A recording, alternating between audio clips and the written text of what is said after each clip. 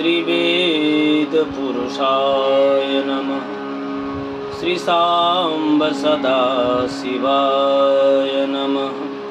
श्री सद्गुरु चरण कमलेभ्यो नमः। अज्ञानतिमिरान्धस्य ज्ञानाञ्जनशलाकया चक्षुरुन्मीलितं येन तस्मै श्रीगुरुवे नमः। श्रीसीतानाथसमारम्भां श्रीरामानन्दार्यमध्यमाम् अस्मदाचार्यपर्यन्तां श्रीवन्दे गुरुपरम्पराम्। माता रामो मत्पिता रामचन्द्रः, स्वामी रामो मत्सखा रामचन्द्रः, सर्वस्वं मे रामचन्द्रो दयालुर्नान्यं जाने नैव जाने न जाने, नान्यं जाने नैव जाने न जाने।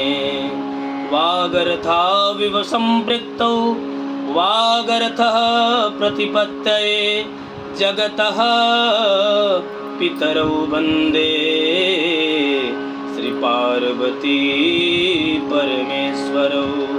श्रीपार्वती परमेश्वरौ। मनोजवं मारुततुल्यवेगं जितेन्द्रियं बुद्धिमतां वरिष्ठं वातात्मजं वानरयूथमुख्यं श्रीरामदूतं शरणं प्रपद्ये।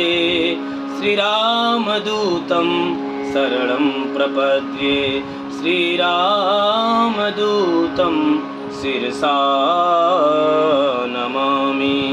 श्री भक्ति भक्त भगवंत गुरु चतुर्नाम बपुए, ए जिनके पद बंदन के नासहि विघ्न अनेक।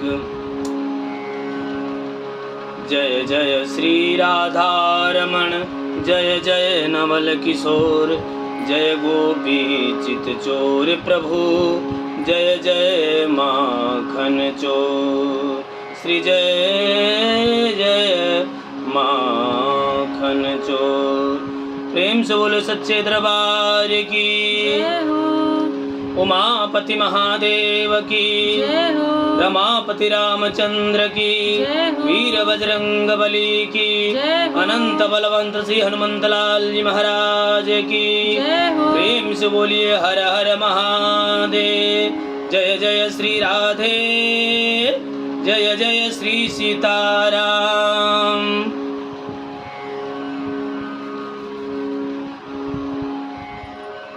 परम मंगलमय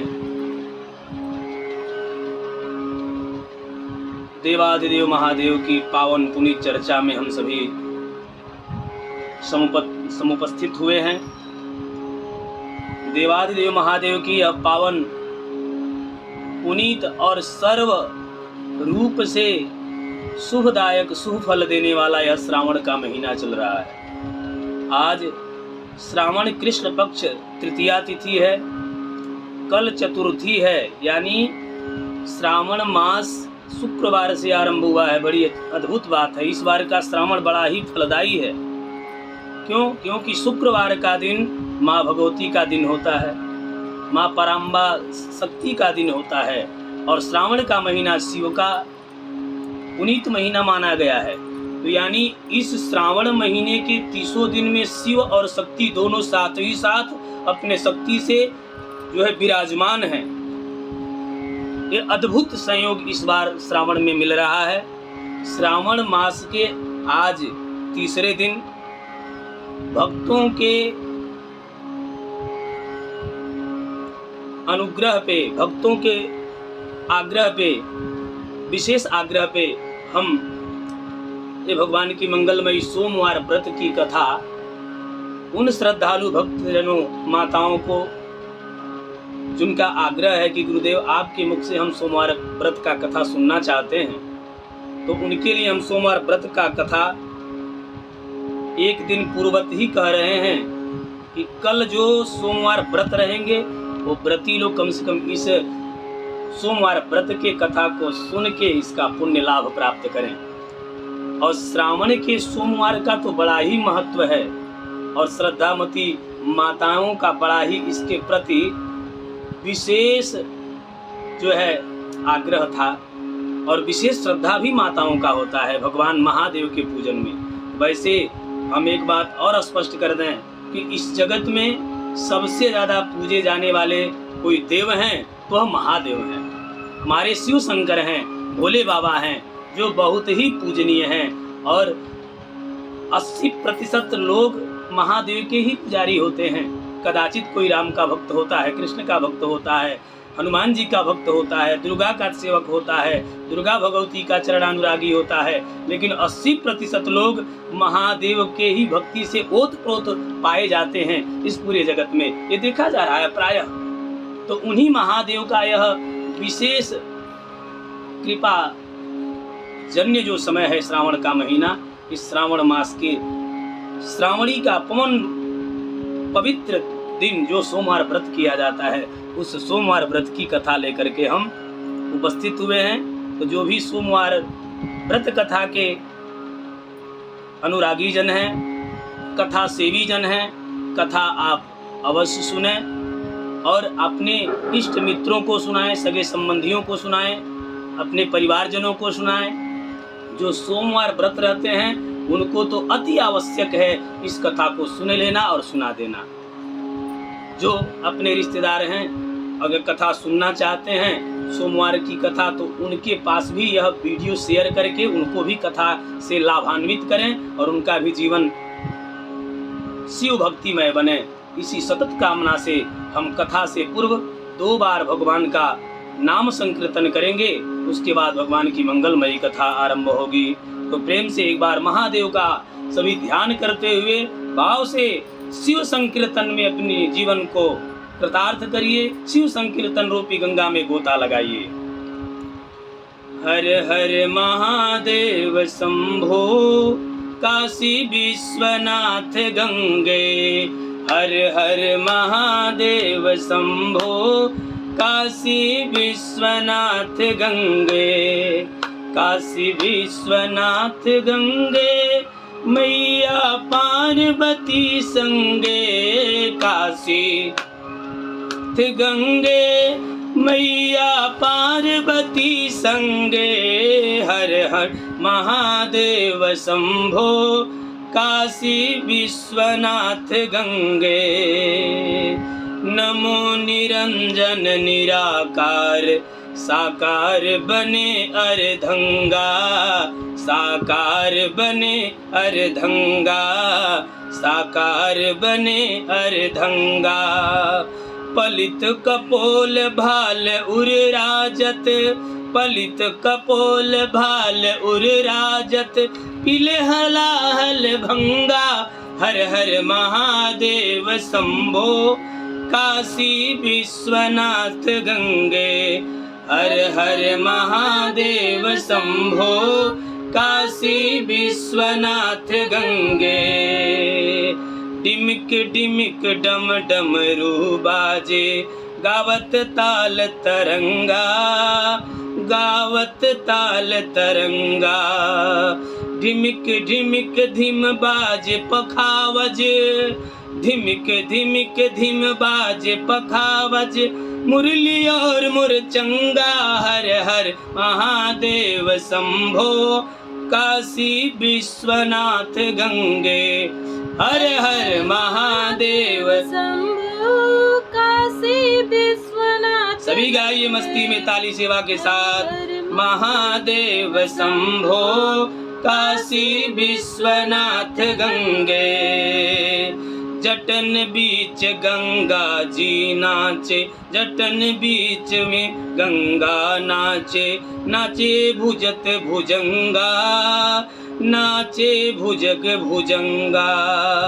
अपनी धुन में गणपति नाचे, अपनी धुन में गणपति नाचे, नाचे रिधि सिद्धि संगा, हर हर महादेव शंभो काशी विश्वनाथ गंगे, हर हर महादेव। शंभु काशी विश्वनाथ गंगे। बढ़िया से पद्मासन लगा के बैठ करके भाव से गाइए।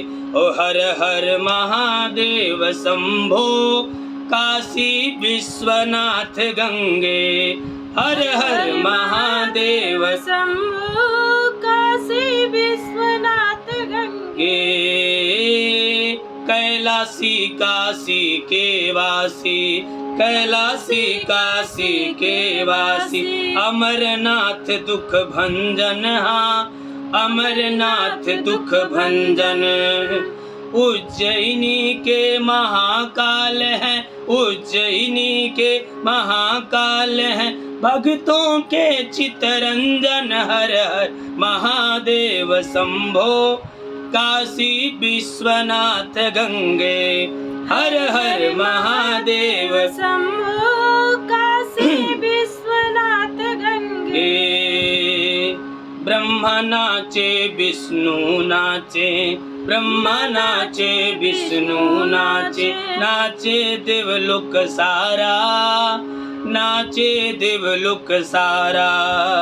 झूम झूम के नारद नाचे, झूम झूम के नारद नाचे, गुद सदा जयकारा, हर हर महादेव शंभो काशी विश्वनाथ गंगे, हर हर महादेव शंभु काशी विश्वनाथ गंगे। हर हर महादेव शंभो काशी विश्वनाथ गंगे, हर हर महादेव शंभो काशी विश्वनाथ गंगे, काशी विश्वनाथ गंगे, मैया पार्वती संगे, काशी विश्वनाथ गंगे, मैया पार्वती संगे, हर हर महादेव शंभो काशी विश्वनाथ गंगे,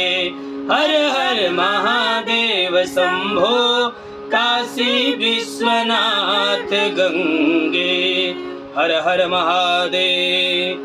बोल देवादि महादेव की, जय हो। कथा श्रोताओं की, जय हो। जनता जनार्दन की, जय हो। प्रेम से बोलिए हर हर महादेव। सभी मन चित लगा करके भगवान की मंगलमयी कथा का रसपान करें और अपने जीवन को धन्य बनाएं। एक समय की बात है, देवाधिदेव महादेव और माँ पार्वती दोनों ही कैलाश पर विराजमान थे।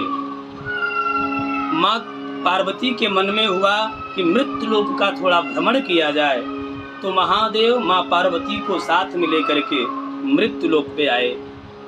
मृत्यु लोक में एक अमरावती नामक ग्राम सभा था। वहाँ नाम जैसे जथा नाम तथा गुण, जैसा नाम अमरावती था वैसे ही उस अमरावती नगर का राजा बड़ा ही तपोमय था, धर्मपरायण था। तो राजा धर्मपरायण होने के नाते उसे सुंदर एक दिव्य सुंदर मंदिर बनवा रखा था शिव जी का, जहाँ एक पुजारी जी थे। पुजारी नित्य पूजा पाठ करते। देवादेव महादेव और माँ पार्वती दोनों विचरण करते करते उसी अमरावती शिव मंदिर पे पहुँचे हैं। ध्यान देना बंधु, माँ पार्वती और भोले बाबा ने उस मंदिर के प्रांगण को देख करके, उसकी रचना को देख करके, उसकी सुंदरता को देख करके मन आकर्षित हो गया। वाह, यहाँ के भक्त कितने सुंदर होंगे कि मंदिर का इतना सुंदर निर्माण किया है।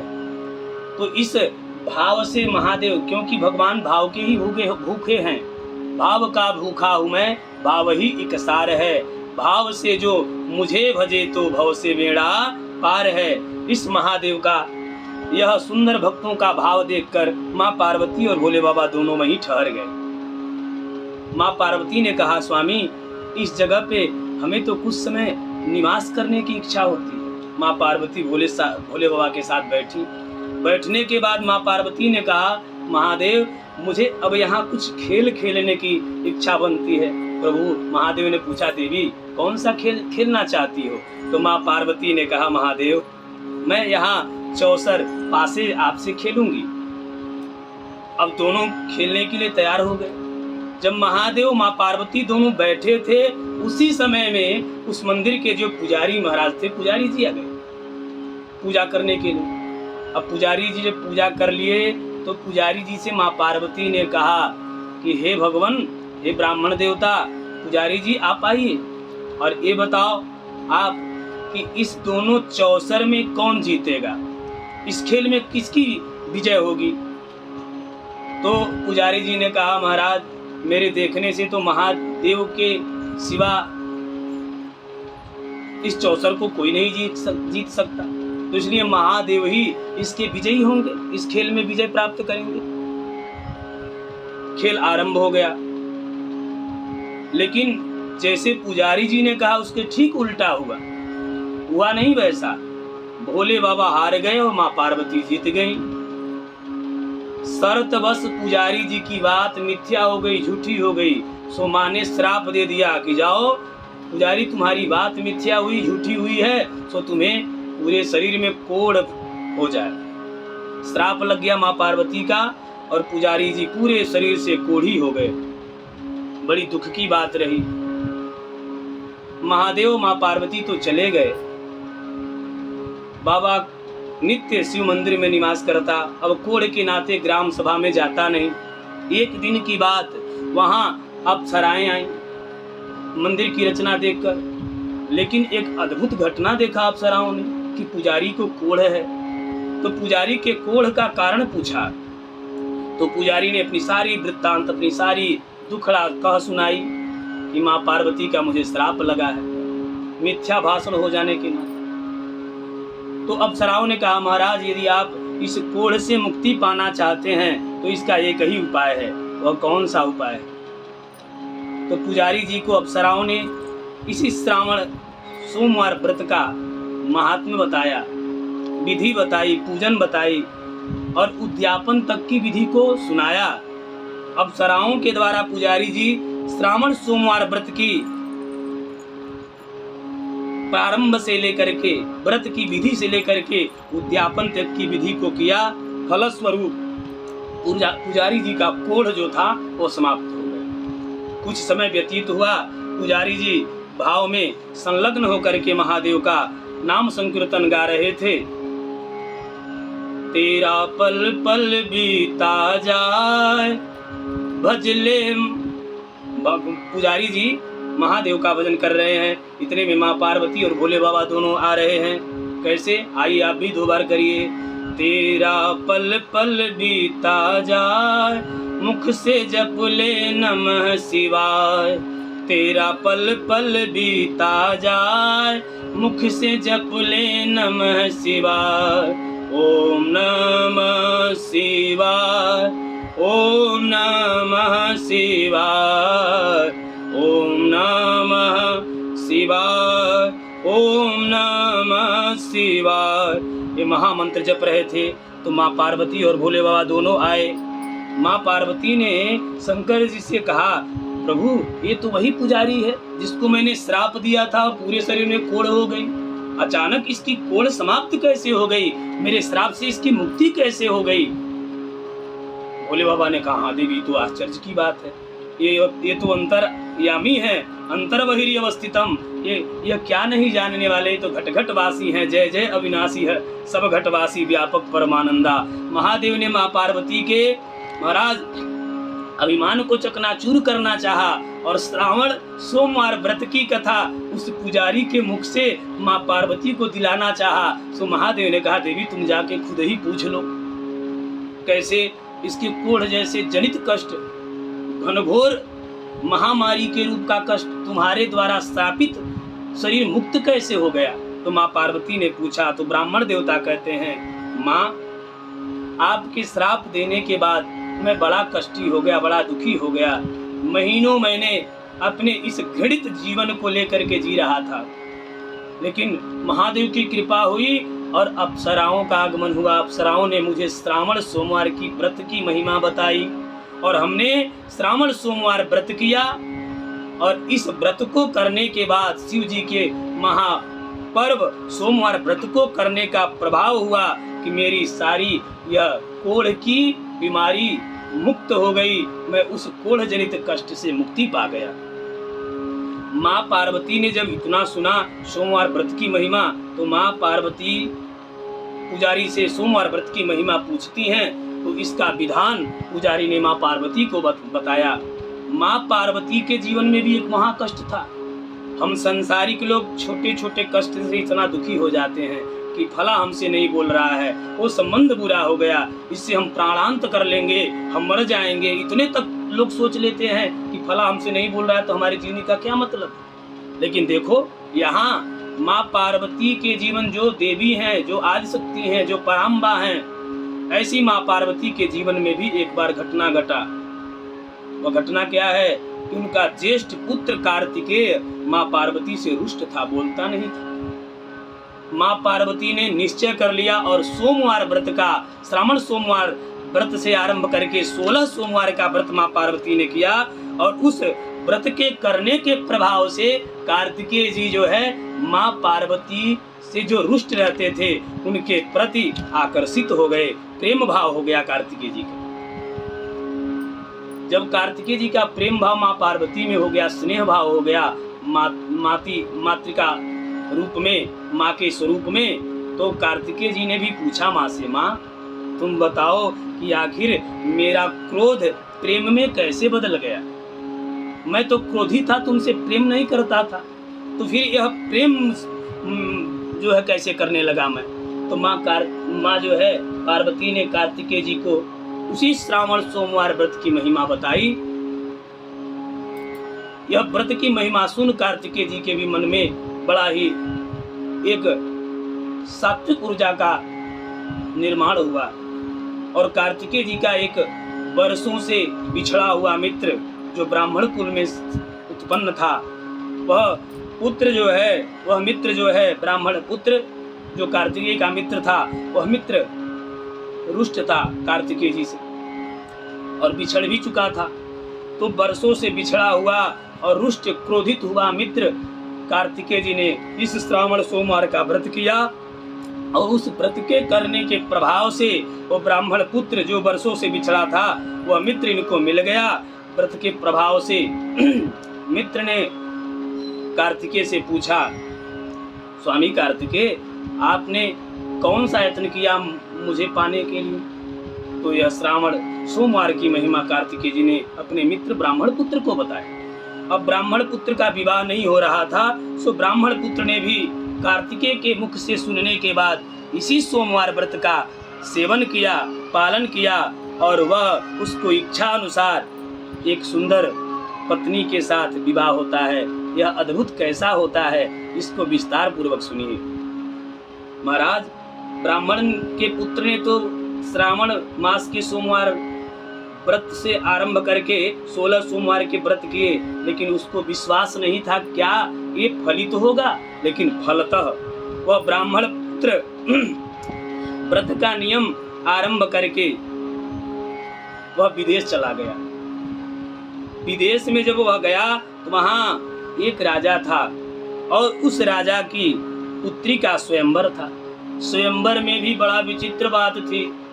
जैसे विदेह जी ने जनक नंदिनी के विवाह के लिए महाराज स्वयंवर धनुष यज्ञ का किया था, वैसे ही महाराज इस राजा ने भी अपनी पुत्री का स्वयंवर रचा था, जिसमें एक हथनी थी और उस हथनी के सूंड में एक वरमाला था, और वह वरमाला जिस वर के गले में वह हथनी डाल देती, उसी के साथ राजकुमारी अपने वर को चयन करके उसके साथ पानी ग्रहण संस्कार करती। ये उस राजा का स्वयंवर का शर्त था, प्रण था। अब वह प्रण पूरा करने के लिए हमारा देश प्रदेश के समस्त राजकुमार बैठे थे। उनके बीच में यह ब्राह्मण पुत्र भी बैठा था। हथनी ने महाराज वह वर का माला उठाया और श्रावण सोमवार व्रत के प्रभाव से उस हथनी ने इस ब्राह्मण के गले में ही वो वरमाला डाल दिया। और जैसे ही वरमाला पड़ा तो उस राजकुमारी का विवाह उस ब्राह्मण पुत्र से हो गया। यह ब्राह्मण मित्र भी स्वयंवर की रचना देखने गया था, लेकिन इसको विश्वास नहीं था कि हमको राजकुमारी के संग ब्याह करना पड़ेगा। लेकिन सोमवार व्रत ये तो किया था, इसका पुण्य प्रभाव जगा था और महादेव की कृपा से उस राजकुमारी के साथ इसका धूमधाम से विवाह संपन्न हुआ। महाराज राजा ने विवाह धूमधाम से करा दिया। तत्पश्चात दोनों सुखपूर्वक रहने लगे। एक दिन की बात, राजकन्या ने उस ब्राह्मण से पूछा, हे नाथ, आपने कौन सा पुण्य किया था? आपका कौन सा ऐसा पुण्य कर्म था कि उस हथिनी ने आपके ही गले में वरमाला डाली? हाँ? ब्राह्मण पति ने कहा, मैंने कार्तिकेय जी का बताया हुआ सोमवार व्रत किया। तदनुसार उस श्रावण सोमवार व्रत के प्रभाव से उस हथिनी ने मेरे गले में वरमाला डाला, और क्योंकि मैं विवाह के लिए ही व्रत किया था, तो तुम्हारी जैसी सुलक्षणा मुझे पत्नी के रूप में भगवान महादेव ने प्रदान किया। राजा को पता चला कि ब्राह्मण पुत्र है, तो राजा और खुश हुआ, ये तो पूज्य है। तो राजा ने उस ब्राह्मण पुत्र को राजगद्दी दिया, राज सिंहासन दिया, और राज तिलक कर करके राजा जो है हर्षित हो करके अपने वानप्रस्थ आश्रम को स्वीकार किया, संन्यास ग्रहण कर लिया। चौथेपन में अब राजकन्या के साथ राजकुमार बड़ा ही भक्ति भाव से रहता था। राजकुमारी ने भी पति के कथनानुसार व्रत किया सोमवार का संतान प्राप्ति के लिए, तो संतान भी उसे बड़ा ही सौभाग्यशाली चिरंजीवी संतान प्राप्त हुई। लेकिन राजा बन चुका था वह ब्राह्मण, व्रत नहीं छोड़ा था और व्रत करता रहता निरंतर। एक बार की बात है, राजा सोमवार व्रत था तो शिव पूजन के लिए अपनी रानी से कहा कि देवी, ये शंकर जी के पूजन की सामग्री तुम शिव मंदिर में लेके चलो। मदवश, थोड़ा सा गर्ववश, अहंकारवश रानी जो है शंकर जी के पूजन की सामग्री अपने न ले जा करके दासियों के द्वारा भेज दिया।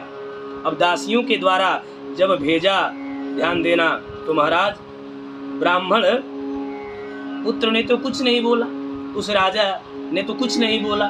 पूजन संपन्न हुआ, लेकिन देवलोक से आकाशवाणी हुई, हे राजन, यदि तुम अपना हित चाहते हो, कल्याण चाहते हो, तो सुनो, इस रानी को तुम राज्य से निकाल दो, अपने से अलग कर दो, अन्यथा इसके दुष्प्रभाव से, इसके दुष्कर्म से तुम्हारा राजपाट, धन संपत्ति सब नष्ट हो जाएगा। सो राजा ने उस अपनी पत्नी को राज्य से निकाल दिया। अब बेचारी घर से निकल गई, राजपाट छिन गया, बेघर हो गई, तो रोती बिलखती तड़पती भूख प्यास से व्याकुल चलते चलते चलते चलते कुछ दूर गई। उसको मार्ग में एक बुढ़िया मैया मिली। उस माँ को भी किसी काम करने वाले की आवश्यकता थी, तो उसने उस कन्या से पूछा, तो अपनी सारी दुखड़ा सुनाई कि राजा ने मुझे घर से निकाल दिया है, मुझे कोई काम दे दो। तो बुढ़िया ने कहा, देखो मेरा काम यही है, सूत का मैं व्यापार करती हूँ। तो यह रेशमी सूत को जो है क्या किया, उस ब्राह्मणी ने गट्ठर था, उस गट्ठर को उठा करके उसके सिर पे रखा, और सिर पर रख करके वह जो है रानी निकल रही थी। रास्ते में थी, भी पहुंची नहीं थी, बीच में आधी खूब तूफान चलने लगे, और आधी तूफान के कारण उसके सिर का जो वह सूत का गट्ठर था, रुई का जो गट्ठर था, वो उड़ गया। आज जब उड़ा तो उस बुढ़िया को क्रोध आया कि मेरा जीविका भी इसी से चलता था, और तुमने ऐसा कर दिया कि मेरा जीविका भी अब कैसे चलेगा। सब उस ब्राह्मणी को, उस रानी के ऊपर क्रोध आ गया, उस बुढ़िया माँ को, और उसको अपनी जो है अपने घर से निकाल दिया, फटकार के खदेड़ दिया। अब वह बेचारी दुखित तो हो करके धीरे धीरे आगे बढ़ी। आगे जाती है तो एक सुंदर ग्राम सभर जो है पड़ा, नगर पड़ा, बड़ा सुंदर नगर था, बड़ा सुंदर उस नगर की शोभा थी। और उस नगर के भीतर हर प्रकार के लोग रहते थे, जिसमें एक गोसाई जी रहते थे, जो शंकर जी के बड़े ही पुजारी थे। और शंकर जी का ही अपराध इस रानी ने किया था। तो रानी को प्रायश्चित करने के लिए मानो गोसाई के रूप में महादेव ही मिल गए। और गोसाई ने कहा, बेटी तुम कौन हो? और गोसाई तो देखते ही समझ गए ये कोई बड़े घराने की लगती है स्त्री और दुख की मारी है, दुखियारी है। तो उस गोसाई जी ने उस अबला की विपत्ति का निवारण करने के लिए उसको बुलाया और अपने पास बिठाया, सारी बात कह सुनाई, आश्रम में उसको रख लिया। अपने आश्रम में गोसाई जी ने उसको रख लिया और वही वह काम करती। लेकिन शिव पूजन का तिरस्कार करने का उसका जो दोष था, जो उसका दुष्कर्म था, जो शिव पूजन में अवज्ञा किया था रानी ने, तो कोई भी गोसाई जी के वहाँ सामान छूती तो सामान दूषित हो जाता, गंध आने लगता। अब गोसाई जी ने जब ऐसा देखा तो रानी से पूछा, देवी ये बताओ बेटी, तुमने कौन से ऐसे देवता का देव पूजन या देवता का अपमान किया है जिसके दुष्प्रभाव से तुम्हारे शरीर से ऐसे गंध निकलते हैं, तुम्हारे साथ ऐसे घटना घट रही। तब उस गोसाई जी की बात को सुनकर कि तुमने कौन से देवता का अपराध किया है, तब तो फूट पड़ी, फूट फूट के रोने लगी और रोते हुए कहती है, महाराज मेरे पति श्रावण सोमवार व्रत और महादेव का सोमवार व्रत रहते हैं।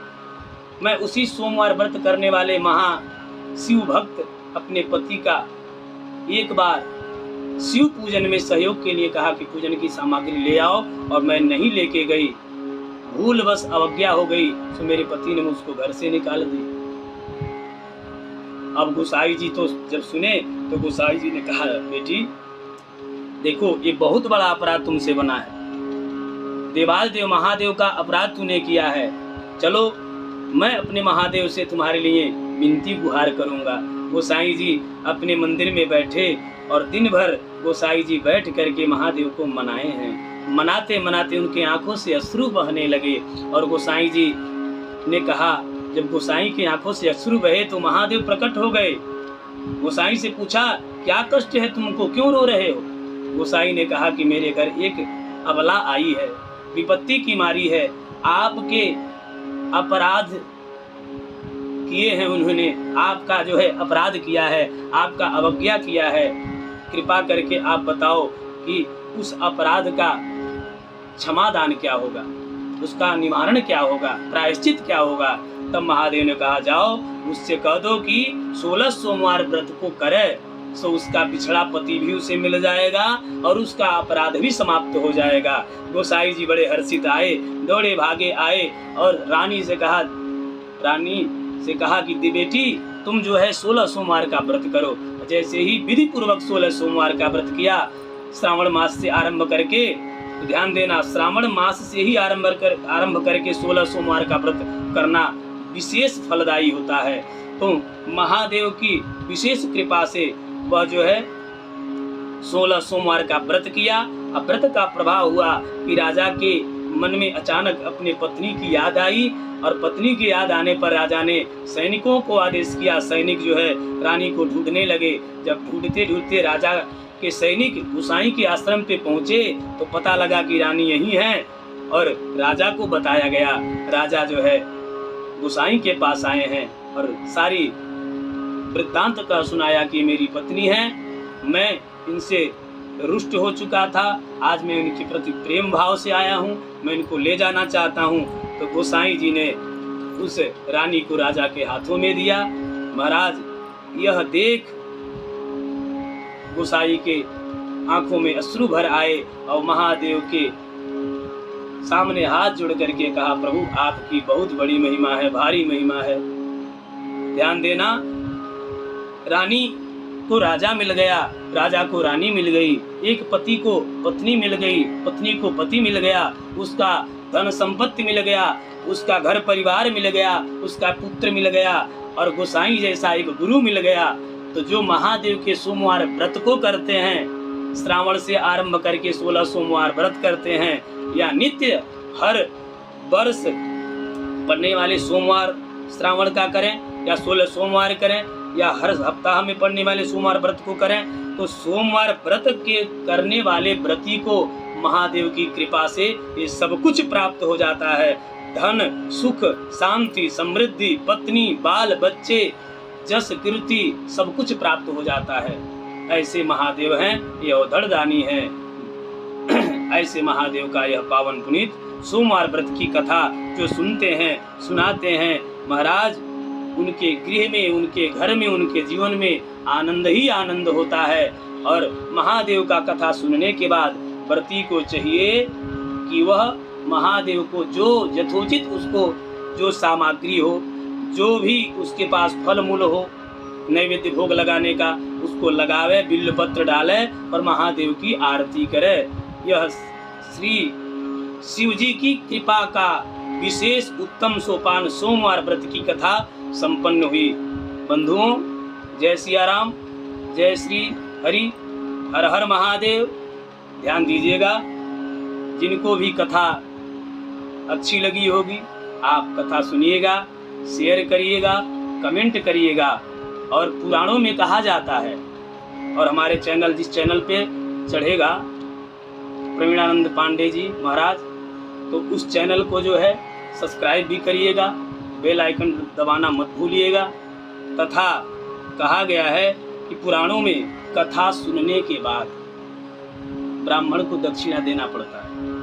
तो ब्राह्मण की दक्षिणा के रूप में अगर आपको इच्छा होगी, आपकी स्वेच्छा होगी, तो आप दक्षिणा भी दान कर सकते हैं। आप दक्षिणा भी दान कर सकते हैं। और दक्षिणा के लिए आप हमारे नीचे हमारा गूगल पे नंबर दिया जाएगा डिस्क्रिप्शन में, तो उस पे आप डाल सकते हैं। जय सिया राम, हर हर महादेव।